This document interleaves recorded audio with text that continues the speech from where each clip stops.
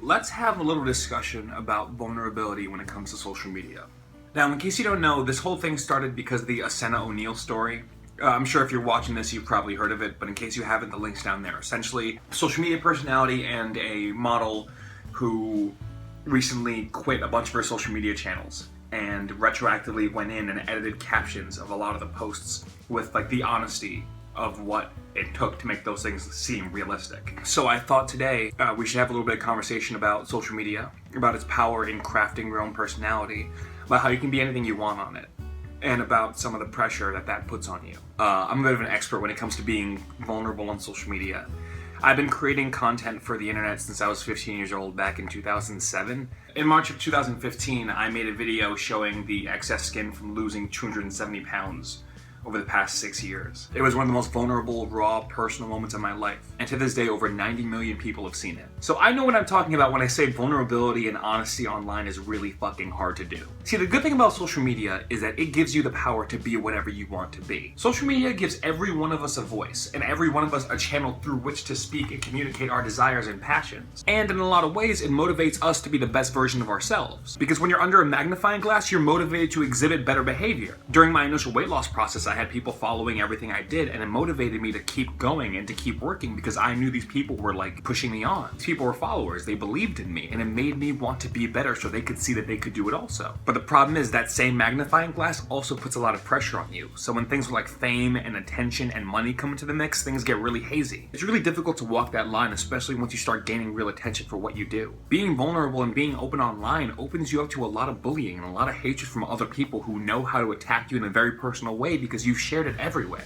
But the most important thing is, if you're honest with yourself and you're honest with others, everybody benefits. The people who follow you will know you better. They'll trust you more because you show them that everything isn't just pretty all the time. And you'll get to know yourself better and start to accept yourself more because you realize that you can be accepted even though you're not perfect. I still struggle with sharing personal things on social media from time to time, with my breakup, with admitting I have binge eating disorder, all these different things, because it's hard to realize that you'll be accepted and still loved even if these people know that you're messed up. But everybody's messed up. And the worst thing you can do is try and perpetuate this idea like your life is perfect, because everyone around you will be thinking, why aren't I like that? And they'll all try and pursue this one perfect thing that doesn't really exist. People are claiming that Esenna basically did this to herself, and to an extent it is true. At the end of the day, there's always a level of personal responsibility for the way that you portray yourself online. You're the one clicking posts, you're the one hashtagging things, you're the one writing content and putting it on the internet. But I want you to think about something, and I'm not trying to make excuses because I'm not here to make judgments on this girl. I want you to think about what it must be like to be a 14 or 15-year-old girl who's gathering a following based around how attractive people think she is. All that attention, all that fame, all that pressure, and then money comes into the mix. I've had to turn down basically every sponsorship I've ever had on social media because it felt dishonest to me.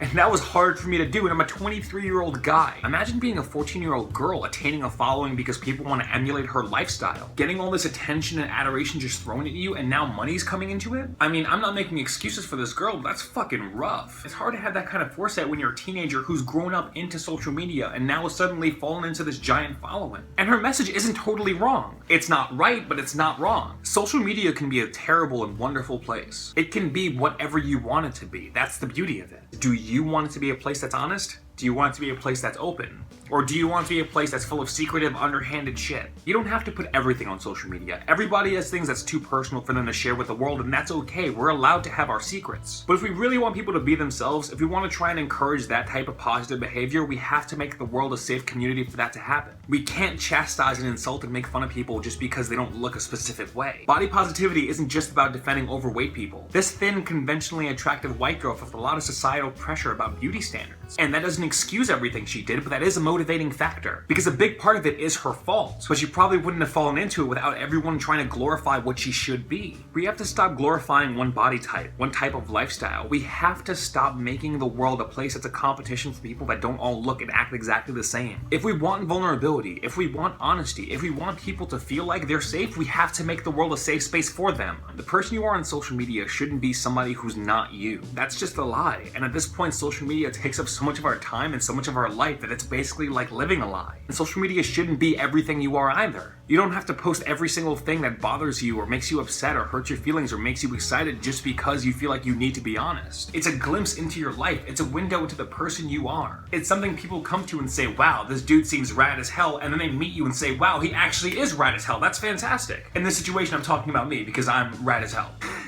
The point is, social media is a window into us. It's an extension of us. It's an opportunity for us to share ourselves with people who wouldn't be able to see us normally. Whether it's strangers you haven't met yet, whether it's family who lives far away from you, it's a peek into the wonder that is you. The beauty in social media and the beauty and vulnerability on there comes from the beauty in being yourself. You have wonderful, beautiful things to share with the world, and you have to be honest about it. And I promise you, when you embrace that and when you're real about who you are and people accept you, it's one of the most refreshing and wonderful feelings in the world, because you realize you don't have to be a perfect, pretty, idealized version of yourself to have value. You'll see that people love you because you are who you are. They don't expect you to be perfect. They don't want perfect. Nobody wants perfect. Have you ever met somebody who seemed perfect? They always seem low-key like a serial killer. The point is, being you online has so much power and so much strength in it, and it can do so much if you're just willing to embrace that as opposed to pushing it away for idealized visions of what you're supposed to be. I hope this made sense. I've been here rambling for like 25 minutes. I just want people to understand that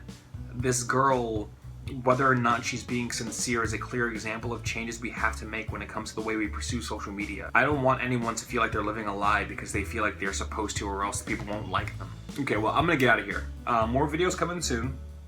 Make sure to like, comment, subscribe, and check out my pages, matchesofdiaz.com if you want to book me for public speaking, twitter.com/matchesofdiaz, Matches of Diaz on Tumblr, Instagram, Snapchat, everything. So feel free to check me out anywhere, okay? Now, I'll see you guys soon.